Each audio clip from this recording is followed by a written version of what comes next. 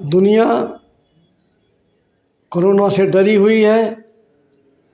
China corona से त्राहि त्राहि कर रहा है, लाशों का अंबाल लगा है। पूरा विश्व इस कोरोना महामारी के डर से कांप रहा है। दोस्तों, ये महामारी आई क्यों? ये महामारी आने का वजह क्या थी? तो जो हम इतिहास देखते हैं तो इतिहास में आता है कि ये किसी जानवर से फैला है, जिसको हम लोग चमगादड़ कहते हैं या पेंगोलिन कहते हैं। ये दो जानवर से उम्मीद लगाई गई थी कि इनके द्वारा ये बीमारी फैली है। WHO ने एक गाइडलाइन जारी किया है जिसमें हर साल 1 अरब से ज़्यादा लोगों को जानवरों से होने वाली बीमारियां होती हैं, और अगर पूरी दुनिया वेज डाइट लेना शुरू कर दे, नॉन वेज बंद कर दे, तो 2500 लाख करोड़ का फ़ायदा होगा।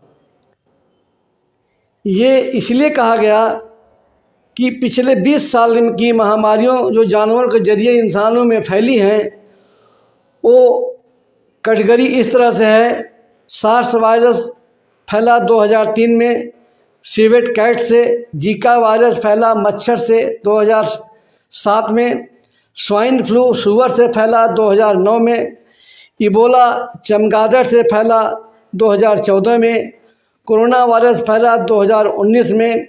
मर्स वायरस फैला 2015 में ऊँट से। एड्स फैला चिंपैंजी या और किसी जानवर से। इस समय कोरोना महामारी बनके छाया हुआ है, और कोरोना भी एक जानवर से ही फैला है। WHO के मुताबिक पिछले 3 दशक में 30 तरह की नई बीमारियां पैदा हुई हैं। उस 30 बीमारियों में 70% बीमारियां जानवरों के द्वारा मनुष्यों में आई हैं। फूड एंड एग्रीकल्चर ऑर्गेनाइजेशन के मुताबिक दुनिया में 90% ज़्यादा मांस फैक्ट्री फार्म में से आता है। यहीं से वायरल बीमारी फैलने का खतरा है। सारे इंसान मांस छोड़कर शाकाहार खाने लग जाएं तो 2050 तक ग्रीन हाउस गैसें, कार्बन डाइऑक्साइड गैस का उत्सर्जन 70% तक कम हो सकता है।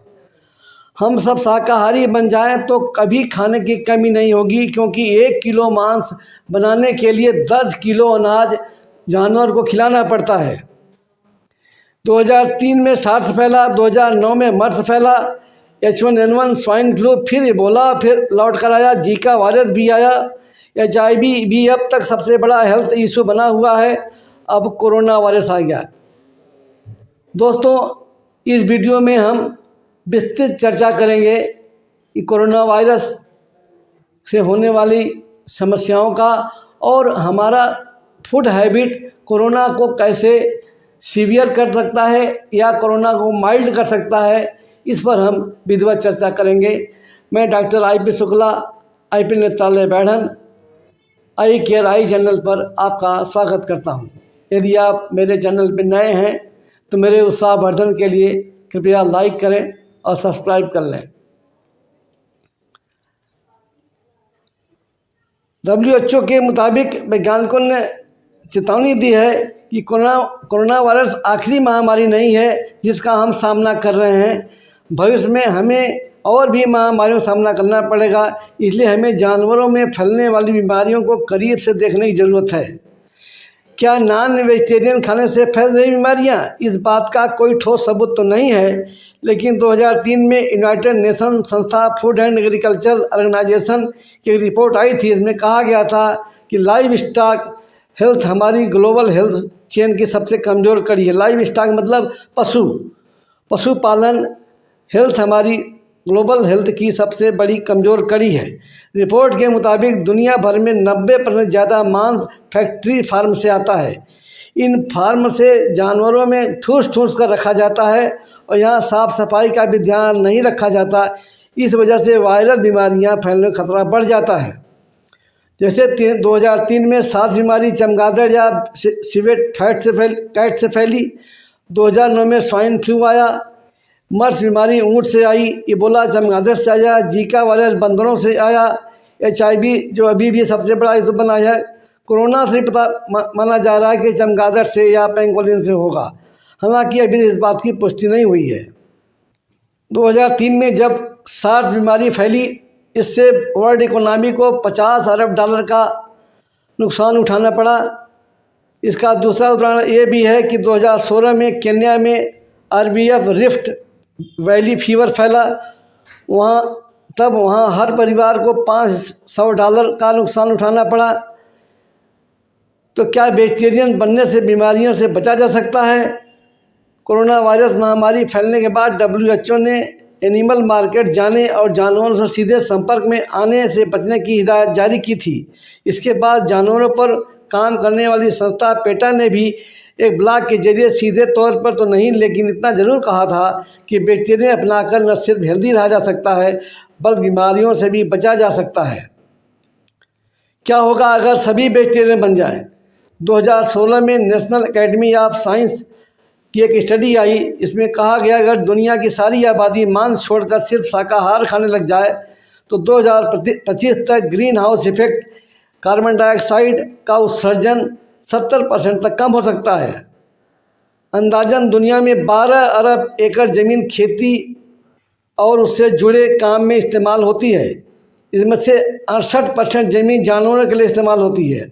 अगर सब लोग वेजिटेरियन बन जाएं तो 80% ज़मीन जानवरों और जंगलों के लिए इस्तेमाल की जाएगी। इससे कार्बन डाइऑक्साइड की मात्रा कम होगी और क्लाइमेट चेंज से निपटने की मदद मिलेगी। बाकी बची हुई 20% ज़मीन का इस्तेमाल खेती के लिए हो सकेगा, जबकि अभी जितनी ज़मीन पर खेती होती है उससे एक तिहाई हिस्से पर जानवरों का चारा उगाया जाता है। वेजिटेरियन बने तो क्या फ़ायदा? तब भी एक सवाल, वेजिटेरियन बने तो क्या खाने के लिए हमारे पास अनाज होगा? तो इसका इलाज है हाँ। पेटा का कहना है कि खाने के लिए जानवरों को पालना ज़्यादा नुकसानदायक है, क्योंकि जानवर बड़ी मात्रा में अनाज खाते हैं और इसके बदले में उनसे बेहद ही कम मांस, डेयरी प्रोडक्ट या अंडे मिलते हैं। वैज्ञानिक मानते हैं किसी जानवर को 1 किलो मांस पैदा करने के लिए उसे 10 किलो अनाज खिलाना पड़ता है। दुनिया भर में अकेली मवेशी ही 8.70 अरब लोगों की कैलोरी की ज़रूरत के बराबर जितना भोजन खाते हैं, जो धरती पर मौजूद इंसान की आबादी से ही ज़्यादा है। हमारी 6 अरब आबादी है और 8-10 अरब, करीब 8.5 अरब आबादी का भोजन जानवर ही कर जाते हैं। अगर ये जानवर न पाले जाएं, इनका मीट न खाया जाए तो सारा अनाज बचेगा और वो हमारे भूखे मानवता के लिए काम आएगा। वर्ल्ड वॉच इंस्टीट्यूट के अनुसार हम एक ऐसी दुनिया में जी रहे हैं जहां हर 6 में से 1 व्यक्ति हर रोज़ भूखा रहता है।